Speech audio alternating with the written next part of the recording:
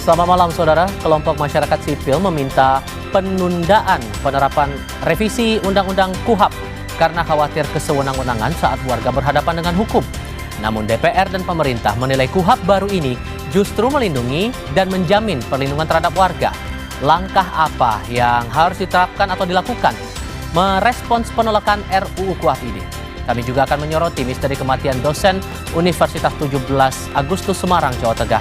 Keberadaan sosok perwira polisi yang menemukan jenazah menjadi tanda tanya. Hari ini 22 November 2025, saya Tifal Solesa, selamat datang di Sapa Indonesia Malam.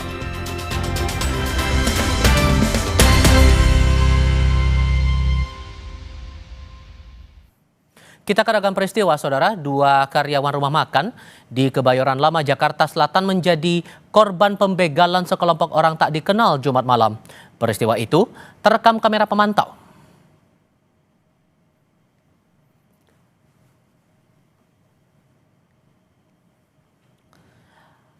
Aksi pembegalan terekam di Jalan Panjang Cidodol, Grogol Selatan, Kebayoran Lama, Jakarta Selatan. Total 6 pelaku datang menggunakan 3 unit sepeda motor dan sempat mengancam korban menggunakan senjata tajam. Korban yang baru selesai bekerja mengaku ancaman berasal dari 3 pelaku yang menodongkan senjata yang dibawanya. Telepon genggam yang tengah dipegang korban langsung direbut para pelaku.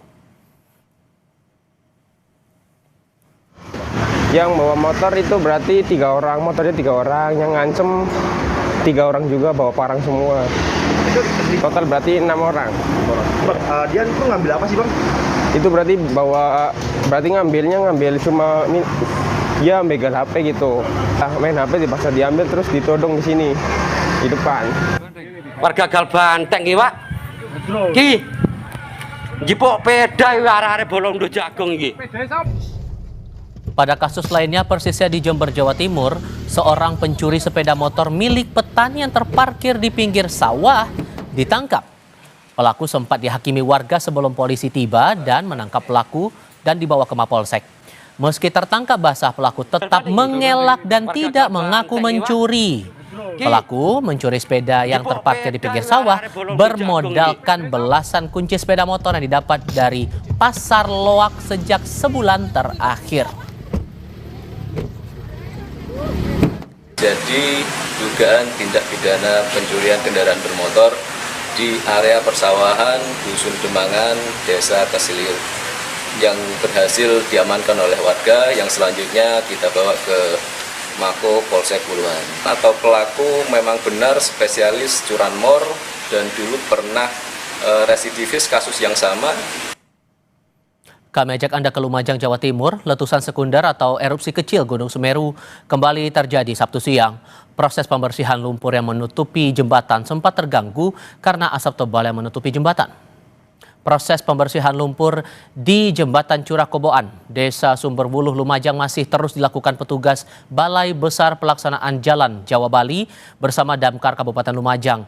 Asap putih tebal sempat menutupi jembatan sehingga petugas menghentikan sementara aktivitas mereka dan meminta pengguna jalan untuk berhenti. Sistem buka tutup jalan di jalur selatan penghubung Lumajang Malang juga diterapkan untuk menjaga kenyamanan pengguna jalan.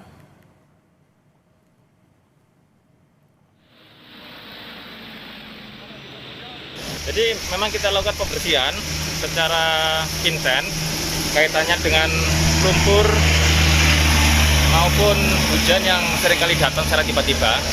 Namun hal ini terkendala dengan letusan sekunder yang tiba-tiba datang. Jadi kita harus tetap waspada sambil tetap kita memperhatikan keselamatan pekerja maupun juga kenyamanan pengguna jalan. Lahar dingin Gunung Semeru di Lumajang, Jawa Timur meluncur membawa endapan material vulkanik panas menyebabkan satu dusun terisolasi.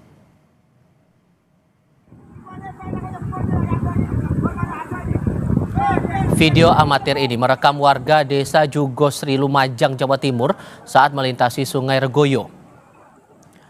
Sejumlah warga membantu menyusul informasi turunnya lahar dingin dengan endapan panas. Tak lama kemudian, kepulan asap putih dari kejauhan terlihat jelas menuju jembatan Limpas yang baru saja selesai dinormalisasi.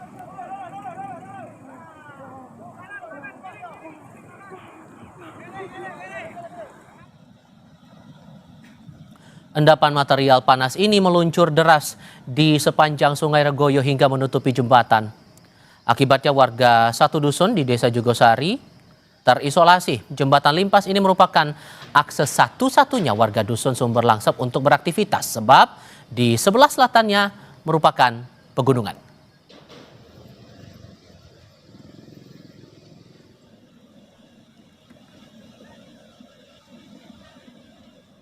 Kita beranjak ke topik lain, Saudara. Komite Nasional Keselamatan Transportasi atau KNKT mulai menginvestigasi kecelakaan pesawat yang mendarat darurat di tengah sawah di Karawang, Jawa Barat. Tim KNKT bersama tim Kementerian Perhubungan memeriksa secara detail seluruh bagian pesawat Bro Skydive Indonesia dengan nomor registrasi PKWMP, mulai dari badan pesawat, ruang kemudi hingga bagian mesin. Pemeriksaan dilakukan untuk mengumpulkan data dari pesawat untuk kemudian diolah dan disimpulkan guna mengungkap penyebab kecelakaan.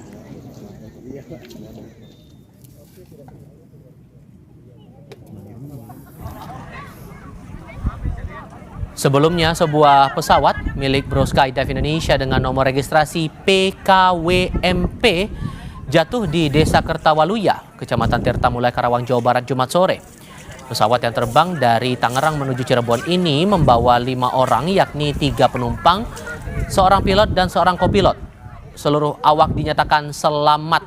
Menurut warga sekitar, mereka melihat pesawat mengalami gangguan sebelum jatuh di area terbuka persawahan.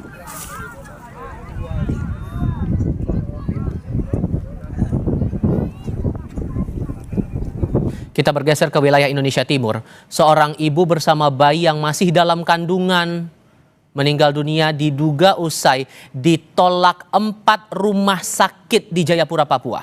Atas insiden ini, Gubernur Papua memerintahkan mencopot tenaga medis yang menolak pasien. Dari keterangan keluarga saat di rumah sakit pertama, pasien bernama Irene Sokoy tidak dapat dilayani dengan alasan tidak ada dokter, serta kondisi berat bayi yang mengharuskannya operasi sehingga dirujuk ke rumah sakit lain. Hingga di rumah sakit keempat, pihak rumah sakit meminta keluarga menyediakan uang muka sebesar 4 juta rupiah untuk persalinan di kamar VIP karena kamar untuk BPJS sudah penuh. Sang suami mengaku awalnya mendaftar melalui fasilitas BPJS dan tidak memiliki cukup uang. Karena tidak sanggup, keluarga kemudian membawa Irene ke RSUD Jayapura. Nah, dalam perjalanan ke RSUD Jayapura, Irene meninggal bersama bayi dalam kandungan. Hingga berita ini diturunkan, kami sedang berupaya meminta penjelasan dari pihak rumah sakit terkait.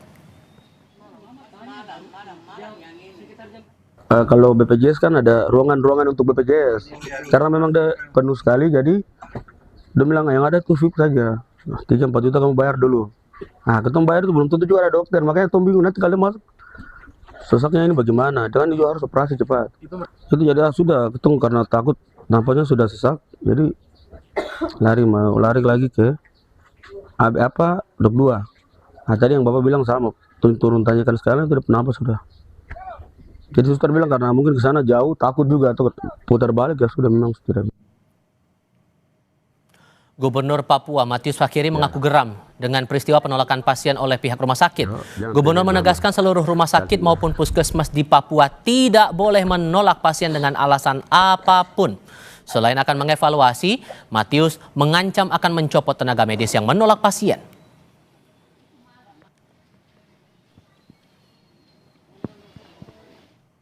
Jadi yang perawatan kesehatan saya sudah ingatkan. Mau kau di kabupaten kota di mana puskesmas tidak ada lagi menolak pasien. Ini tidak bisa tawar-menawar kata gubernur itu. Dan rupanya kan sudah ada aturan di undang-undang kalau saya nggak salah. Pak Menteri juga ngomong yang sama. Kalau masih ada lagi yang tolak, itu saya pasti akan copot dia dari rumah sakit.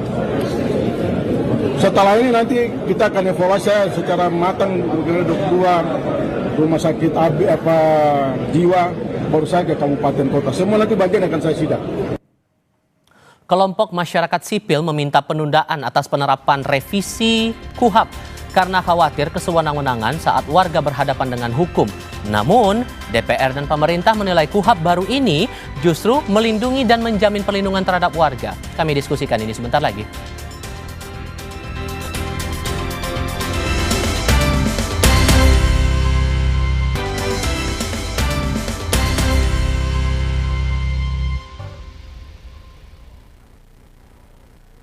Polemik masih menyertai pengesahan RUU Kitab Undang-Undang Hukum Acara Pidana KUHAP oleh DPR. Sejumlah kelompok masyarakat sipil mengkhawatirkan KUHAP baru sebagai panduan warga berhadapan dengan hukum justru berpeluang membuat penegak hukum berbuat sewenang-wenang. Desakan untuk meminta penundaan pemberlakuan KUHAP pun mengemuka. Kami gitu ya, masyarakat sipil, koalisi pembaruan KUHAP juga sudah memetakan, kita menemukan so far sejauh ini dan masih akan terus berkembang, ada 48 masalah KUHAP yang sekarang, dan kita juga sudah menemukan beberapa diantaranya teknis. Makanya kita mendorong untuk penundaan pemberlakuan KUHAP yang harus dilakukan, karena persiapan 5 minggu itu sama sekali tidak relevan, dan KUHP baru bisa dilaksanakan tanpa adanya KUHAP. Menteri Hukum Supratman Andi Aktas menegaskan tidak ada pasal bermasalah dalam KUHAP atau Kitab Undang-Undang Hukum Acara Pidana baru yang akan berlaku pada 2 Januari 2026. Menurut Supratman, seluruh proses penyusunan regulasi baik KUHP dan KUHAP diarahkan untuk memperkuat perlindungan hukum serta hak asasi manusia. Supratman menambahkan, KUHAP baru dirancang untuk memberikan perlindungan menyeluruh bagi semua pihak yang berhadapan dengan hukum. Secara umum, KUHAP yang baru kemarin kita sahkan, intinya 2. 1, komitmen perlindungan terhadap hak asasi manusia. Sebuah reformasi yang kita lakukan. Tujuannya adalah, tapi yang paling inti, KUHAP ini itu sejalan dengan KUHP kita, yakni restoratif justice. Ketua Komisi 3 DPR RI Habibur Rahman mengungkap, KUHAP baru melindungi warga negara dari penyiksaan selama dalam proses hukum. Menurut KUHAP baru, dalam pemeriksaan harus ada kamera pemantau. Hal baru lainnya di KUHAP baru menyebut seseorang bisa didampingi advokat, bahkan sejak belum berstatus saksi. Advokat juga bisa menyampaikan keberatan terhadap proses hukum yang dijalani kliennya. Secara spesifik ya, mengatur larangan atau perlindungan warga negara dari penyiksaan, yang mana di KUHAP yang lama nggak ada sama sekali ya. Jadi kita bayangkan kalau KUHAP lama terus berlangsung hingga saat ini, tiap hari akan ada korban. Nah, di KUHAP yang baru, seseorang sejak awal bisa didampingi oleh advokat, bahkan ketika belum berstatus sebagai saksi, baru pemberi keterangan pun sudah bisa didampingi oleh advokat. Nah, di KUHAP lama juga aturannya seorang advokat itu hanya bisa duduk, mencatat dan mendengar, nggak bisa debat, nggak bisa berargumentasi. Sementara di KUHAP baru, advokat bisa menyampaikan keberatan, dan keberatannya itu harus diakomodir dalam BAP. Sejak awal, proses penyusunan RUU KUHAP tidak luput dari tekanan publik. Kini publik berharap kepastian hukum dapat secara serius menjamin keadilan, melindungi hak warga, dan membatasi kekuasaan negara. Tim Liputan, Kompas TV. Desakan untuk menunda penerapan KUHAP baru mengemuka. Tapi bagaimana mekanismenya? Kita akan bahas ini bersama Deputi Direktur Institute for Criminal and Justice Reform (ICJR) Maidina Rahmawati. Mbak Mai, selamat malam, apa kabar? Selamat malam Mas, kabar baik. Terima kasih sudah bergabung bersama kami. Perlu dipahami juga saudara, kami sudah mengupayakan untuk mengundang perwakilan pemerintah hingga DPR RI persisnya dari Komisi 3. Namun hingga dialog ini mengudara belum ada yang mengonfirmasi atau bersedia untuk ikut dalam diskusi kami kali ini. Mbak Mei, begini, kalau tadi di konferensi pers teman-teman dari koalisi di YLBHI, saya juga melihat di situ teman-teman mengharapkan ada penundaan di situ, tapi mekanisme penundaan ini dalam bentuk apa? Ya, baik. Terima kasih Mas. Nah, terkait dengan mekanisme penundaan sendiri yang kami dorong adalah untuk Presiden Prabowo menerbitkan peraturan pemerintah pengganti undang-undang atau Perpu, yang mana ini Presiden Prabowo bisa menyuarakan untuk menunda keberlakuan dari KUHAP dan membahas ulang KUHAP. Nah, ini sendiri sebenarnya di penundaan keberlakuan undang-undang itu pernah dilakukan, ada presidennya yang terjadi di Indonesia gitu. Misalnya waktu tahun 2005 di mana Presiden pernah menerbitkan Perpu terkait dengan penundaan keberlakuan Undang-Undang Nomor 2 Tahun 2004 tentang penyelesaian hubungan industrial. Lalu kemudian juga Undang-Undang Perikanan di tahun 2004 juga pernah ditunda karena ketidaksiapan kewenangan pemahaman aparat penegak hukum, utamanya pengadilan negeri, lalu kemudian ada sarana prasarana, sumber daya manusia, dan penunjang lingkup pemerintahan lainnya untuk penerapan si undang-undang perikanan. Lalu kemudian yang lebih lama lagi tahun 92 pernah juga dilakukan penundaan keberlakuan undang-undang tentang lalu lintas dan angkutan jalan, yang mana pemerintah mengakui bahwa pelaksanaan undang-undang itu memerlukan persiapan, pemahaman, kesiapan baik di lingkungan aparatur pemerintahnya dan maupun masyarakat umum, sehingga ditunda waktu itu keberlakuannya. Oke. Jadi memetakan ada 4 perpu yang pernah diterbitkan dalam rangka menunda keberlakuan undang-undang, dan salah satu materi yang selalu di-highlight adalah soal kesiapan infrastruktur dan pemahaman publik termasuk juga aparat memahami substansi undang-undang tersebut. Oke, dan dasarnya karena teman-teman menilai ada 48 poin yang bermasalah di KUHP baru ini. Benang merahnya dari 48 itu apa, Mbak? Sebenarnya jadi terkait dengan substansinya, memang kami menemukan ada 48 substansi bermasalah terkait dengan RUU-KUHP, tapi itu masih akan berkembang karena pembacaannya masih akan dilakukan terkait dengan pembacaan kritisnya.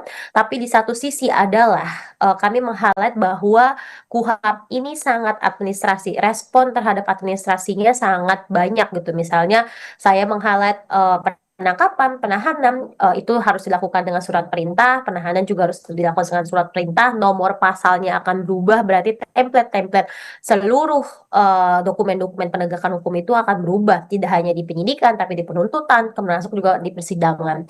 Dan selain itu juga bahwa RUU-KUHP sendiri pun juga mengamanatkan ada 25 peraturan pemerintah, 1 undang-undang, 1 perma, dan 1 perpres untuk menjalankan si RUU-KUHP. Dan saat ini pun sosialisasinya belum dilakukan. Tadi saya baru lihat banget gitu ya bahwa Polri sendiri menyatakan baru akan melakukan sosialisasi pada Januari 2026. Bagaimana bisa sosialisasinya dilakukan pada saat keberlakuan?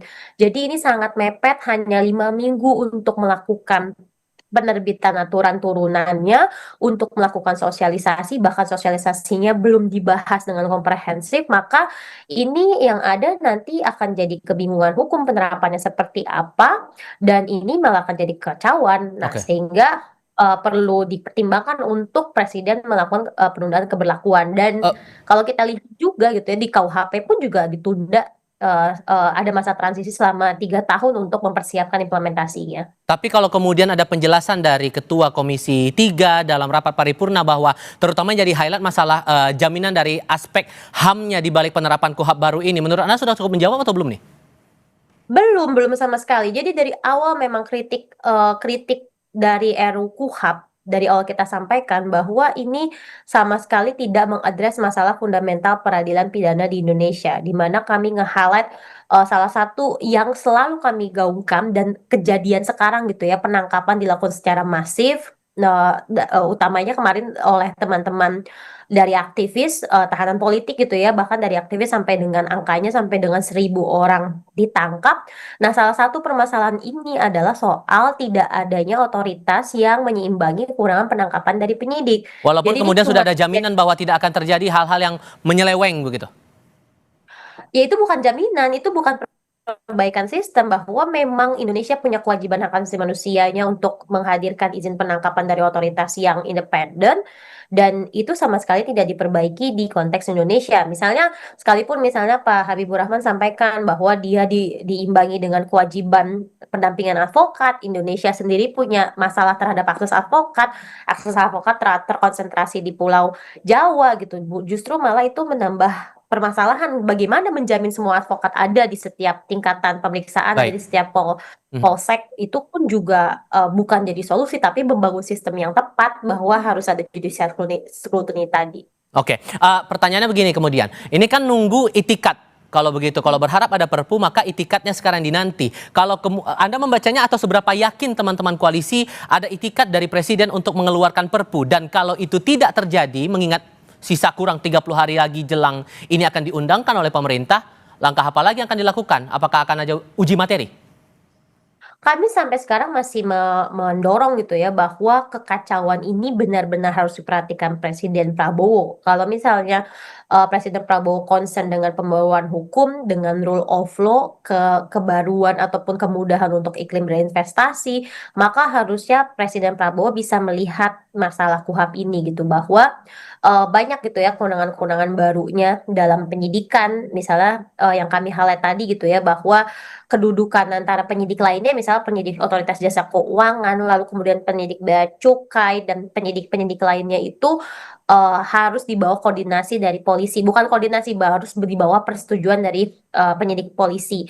Padahal di satu sisi misalnya Pak Prabowo concern sekali gitu ya dengan penyeludupan gitu ya, banyak waktu dialog yang lalu Pak Prabowo bilang bahwa penyeludupan akan menjadi highlight pemerintahannya, pemberantasan terkait dengan barang-barang ilegal. Nah, padahal di situ bea cukai harus untuk melakukan upaya paksa, menahan, menangkap, bahkan mengirimkan berkas kepada penuntut umum harus dengan approval atau persetujuan dari penyidik Polri. Nah, itu kan hal yang sangat simple dan ini sudah terjadi lama, bahwa koordinasinya bisa langsung antara penyidik PPNS kepada penuntut umum. Tapi kemudian ini akan berubah sedemikian rupa sistemnya, dan sayangnya gitu ya, misalnya aparat-aparat penegak hukumnya termasuk juga penyidik bea cukainya mungkin juga belum tahu, dan ini akan memberikan permasalahan di penegakan hukum. Kalau kemudian, sorry saya potong Mbak, kalau kemudian perpunya belum kunjung terbit sesuai keinginan teman-teman dalam kurun 30 hari sebelum ini diundangkan, di masa ini akan diundangkan begitu, akan uji materi nggak?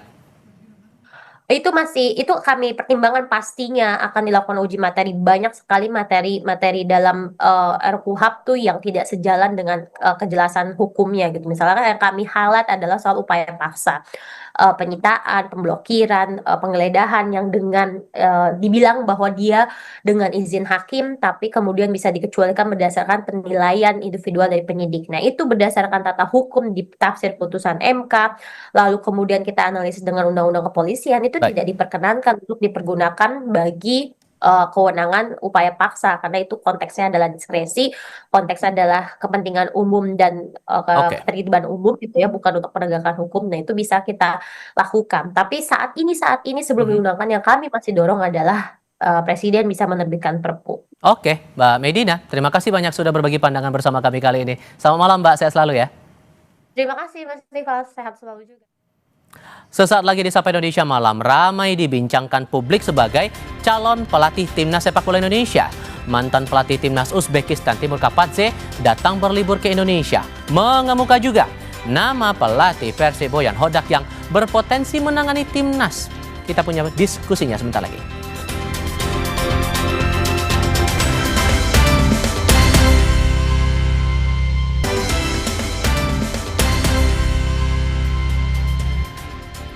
Saatnya kita bicara sepak bola. Pelatih Persib Bandung Boyan Hodak merespons isu dirinya masuk radar PSSI untuk menangani Timnas Sepak Bola Indonesia. Pelatih berkebangsaan Kroasia ini sejak 2023 menukangi Persib Bandung dan membawanya 2 kali juara secara beruntun. Boyan sebelumnya lama berkiprah di Malaysia, bahkan pernah menjadi pelatih kepala tim U19 Malaysia. Saat ditanya isu jadi calon pelatih Timnas Sepak Bola Indonesia, ia meminta wartawan tanyakan hal itu kepada PSSI karena federasi yang memutuskan. About the rumor you will coaching Indonesian Timnas. One, you don't ask me, you ask PSSI. I think that they decide, not me. Ramai dibincangkan publik sebagai calon pelatih Timnas Indonesia. Mantan pelatih Timnas Sepak Bola Uzbekistan Timur Kapadze datang berlibur ke Indonesia. Kapadze memastikan PSSI pernah menghubunginya via daring soal kursi pelatih Timnas. Satu bulan berlalu sejak pemecatan Patrick Kluivert, Timnas Indonesia masih tanpa nakoda. Meski sejumlah nama ramai dibincangkan publik, tetapi PSSI masih bungkam. Salah satu yang digadang-gadang publik sebagai calon pelatih Timnas adalah Timur Kapadze, mantan pelatih Uzbekistan yang meloloskan negaranya ke Piala Dunia 2026. Kapadze yang kini tengah berada di Indonesia mengakui pernah dihubungi PSSI menanyakan kesediaannya menangani Timnas Indonesia.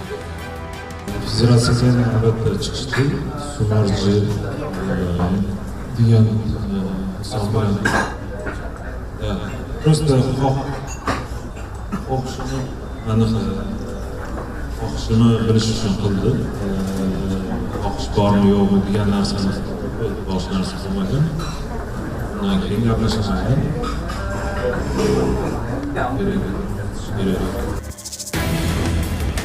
Ketua Badan Tim Nasional Sumarji menyebut calon pelatih timnas diantaranya masih menangani klub dan tim nasional negara lain. Namun PSSI tidak akan mengungkap nama-nama calon pelatih dengan alasan melindungi privasi.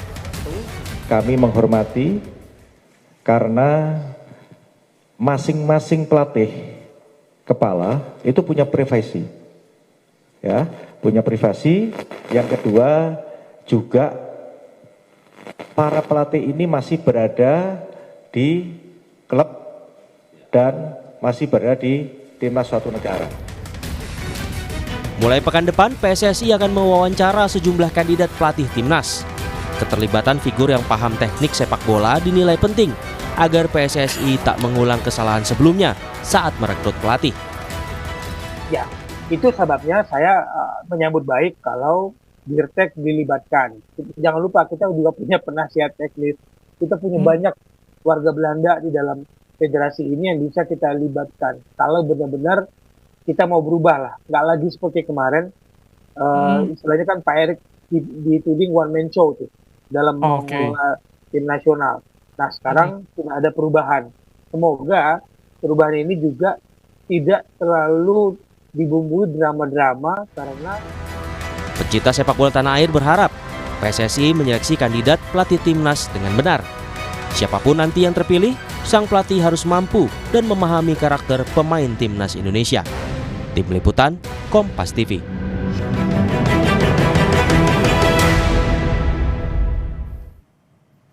Jadi, siapa yang akan dipilih PSSI untuk menangani timnas Indonesia? Kita akan diskusikan ini bersama analis sepak bola Gita Suwondo. Bung Gita, apa kabar Bung?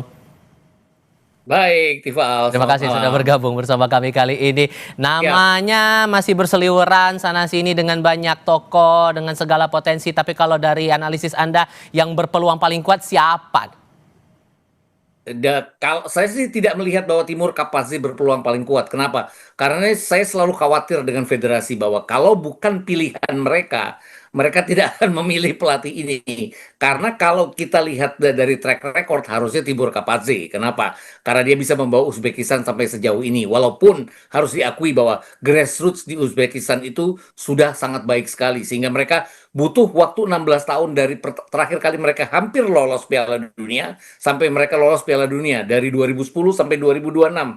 Artinya 16 tahun mereka berusaha dengan membenarkan grassroots mereka maju di sepak bola under 15 mereka, under 16 mereka, under 17, under 19, under 23 lolos ke Olimpiade, baru kemudian mereka ke Piala Dunia. Kita kan belum sama sekali ke arah situ. Kemudian kalau kemarin yang dikatakan bahwa kita akan melangkah di tahun 2034, itu kan masih lama, harus dimulai dari sekarang.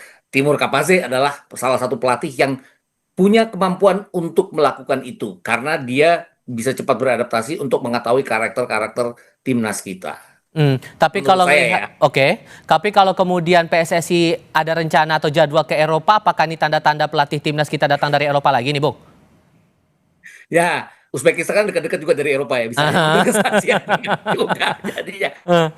Tapi gini, berandai-andai, saya tuh nggak tahu kontrak mereka dengan KNVB itu seperti apa. Kalau sampai diharuskan untuk merekrut pelatih Belanda, karena Dirtek kita juga datang dari Belanda, ya mungkin saja. Tapi pertemuan di Eropa kan bisa saja dengan pelatih-pelatih yang dari Asia. Jesus Casas lah contohnya. Dia kan berdarah Eropa, tinggalnya di Eropa. Sekarang sedang tidak ada pekerjaan. Dia mantan pelatih Irak, sukses membawa Irak sampai ke Piala Asia, mengalahkan kita 3 kali. Jadi mungkin saja salah satunya adalah dia. Kemudian ada yang digadang-gadang kemarin adalah pelatih Irlandia, walaupun saya menganggap bahwa itu hanya rumor saja. Kenapa? Karena Irlandia lolos ke fase playoff, akan main di Maret. Tidak mungkin dia akan mau direkrut dari sekarang. Kalaupun dia mau dengan angka tertentu, pasti tidak akan diberi kesempatan oleh Federasi Sepak Bola Irlandia. Artinya Irlandia akan ngotot untuk tetap menjaga dia menjadi pelatihnya. Karena sudah nanggung ya, Maret tinggal dekat lagi. Jadi saya pikir, kalaupun ke Eropa iya, tapi pilihannya antara Jesus Casas, mungkin saja Timur Kapasi, kan bisa aja dia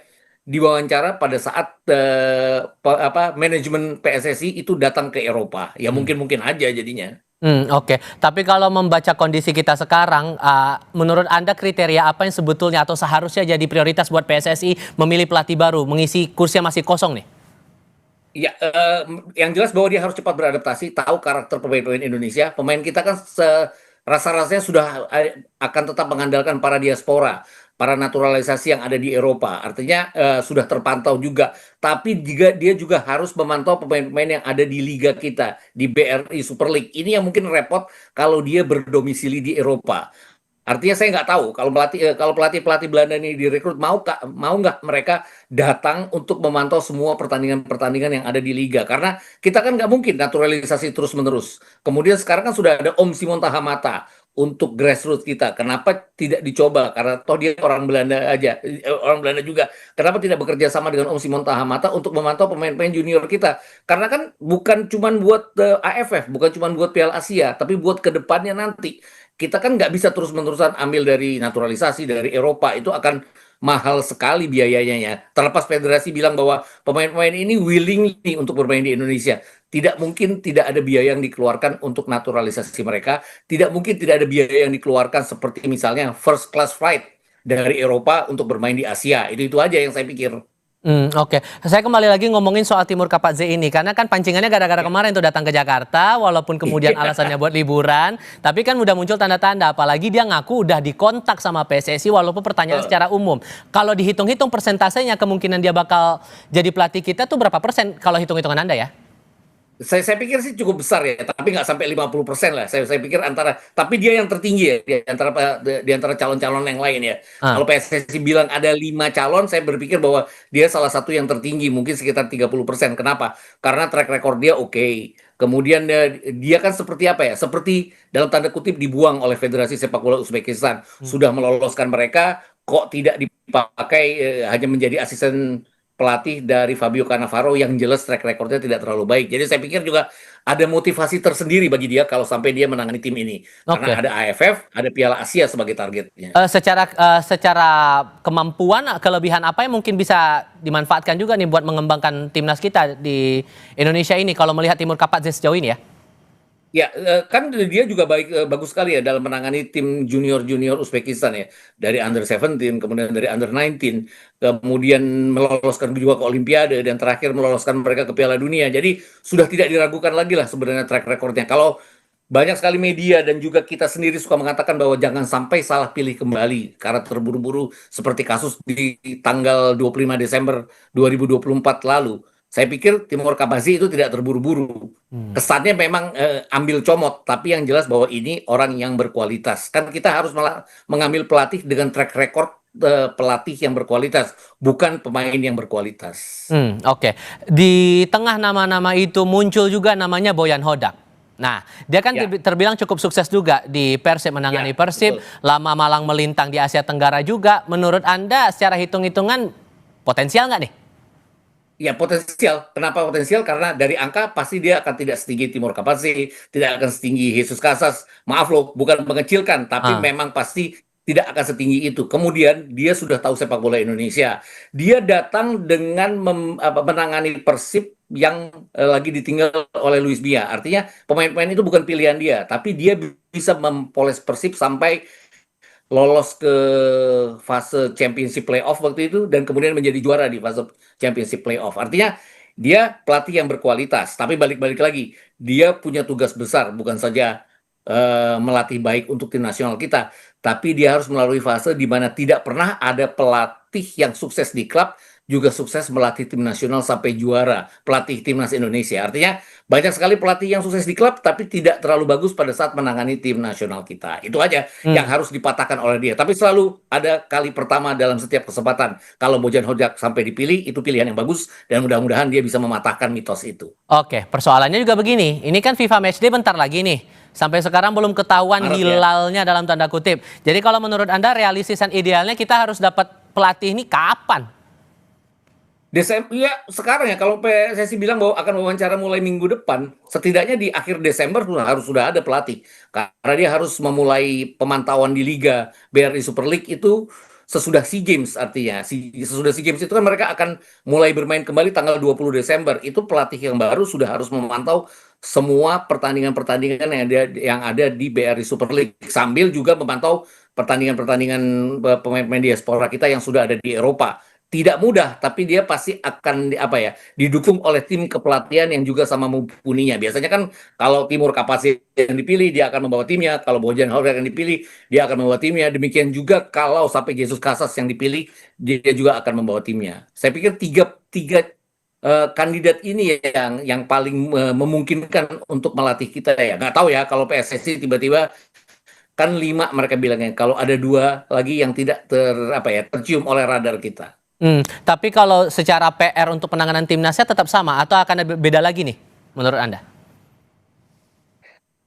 Rasa-rasanya akan sama. Timur Kapasnya saya pikir juga akan mengulang apa yang sudah dilakukan oleh pelatih kita sebelum Patrick Kluivert ya, memanfaatkan sisi yang terbaik dari tim nasional kita, yaitu bermain dengan bertahan untuk kemudian counter to attack. Saya pikir juga akan hal yang dilakukan akan dengan sama. Hanya saja fisik pemain kita kan tidak sebaik pemain Uzbekistan. Kita pernah lihat bagaimana pemain under 23 mereka bermain bak pemain senior, itu yang mungkin akan dipoles oleh Kapasnya, bagaimana maksimalkan pemain kita sampai fisiknya bisa mumpuni seperti pemain-pemain Uzbekistan. Nggak gampang, tapi secara kualitas dia akan bisa melakukan hal kita. Oke, Bung Gita Suwondo, terima kasih banyak sudah mau berdiskusi bersama kami dan berbagi perspektif kali ini. Sehat selalu ya Bung, selamat malam. Kami akan segera kembali dengan laporan lainnya, saudara, termasuk soal kuasa hukum keluarga dosen Untak, Dwinanda Linsia Levi yang ditemukan meninggal di kamar indekos, yang meminta agar kejadian yang menimpa korban Levi diusut tuntas. Desakan ini karena kematiannya dipandang tidak wajar.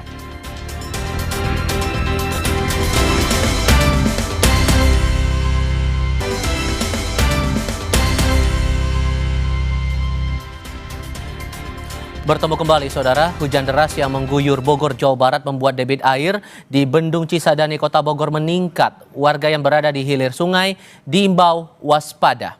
Ketinggian air di Bendung Cisadane mencapai 120 cm atau pada level siaga 3. Naiknya permukaan air di Cisadane disebabkan hujan deras yang mengguyur kawasan Gunung Salak. Warga yang tinggal di bantaran sungai diminta waspada, termasuk warga Tangerang, Banten yang merupakan hilir dari sungai ini. Untuk saat ini kondisi Bendung Cisadane siaga 3 dengan ketinggian 1,2. Penyebabnya adalah hujan merata dari hulu dan daerah Bogor juga. Oke.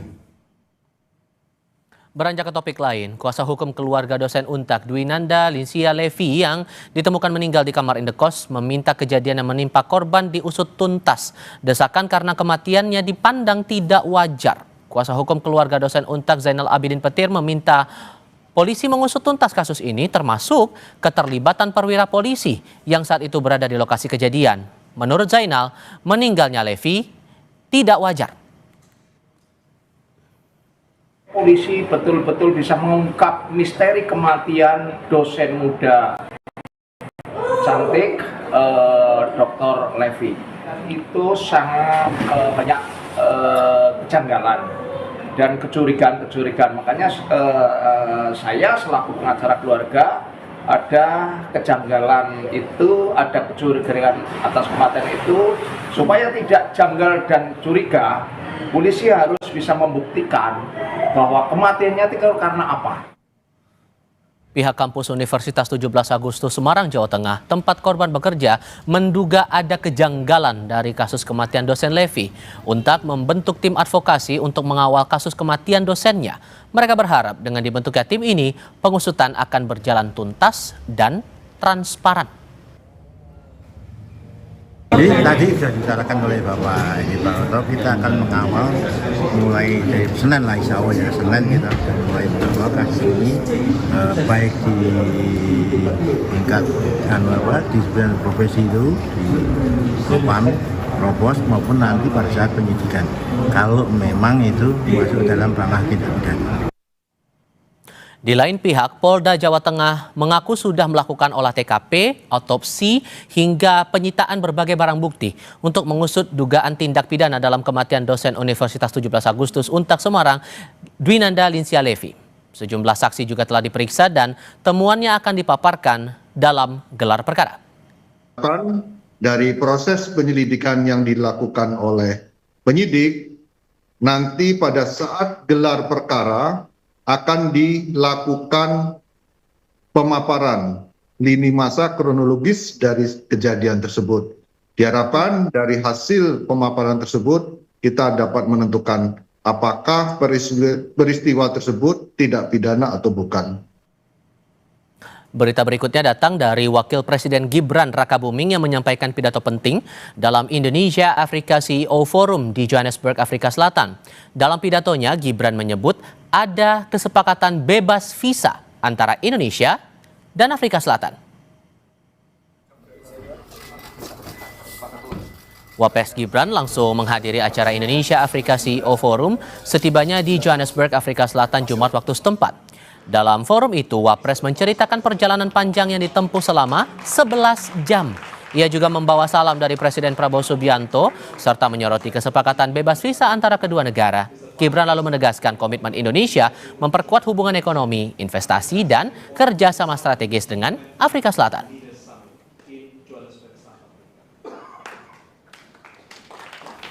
Actually, I've just arrived maybe an hour ago.